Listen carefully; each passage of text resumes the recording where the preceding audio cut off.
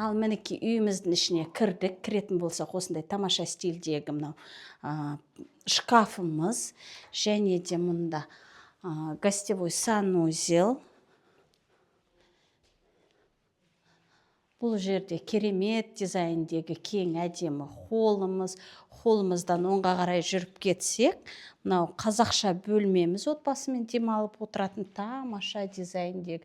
Барлық жерде кондиционерлер орнатылған. Мінекей мұнда зал, міне осындай тамаша дизайндегі залымыз, көріп тұрсыздар, өте әдемі. Есіктердің узоры мен мынау шкафтарымыздың узоры бәрі сәйкес келіп тұр. Осындай керемет дизайндегі үйіміз, достар. Ал кеттік ас бөлмемізді көрейік. Ас бөлмеге келетін болсақ, мінекей не деген кең просторный ас бөлме.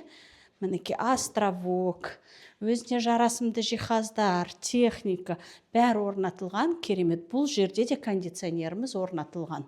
Мінекей мұнда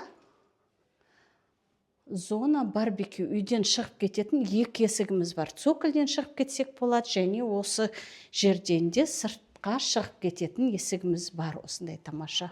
Және де мінекей бірінші этажда үлкен кісілерге арналған өте кең просторный бөлмеміз бар.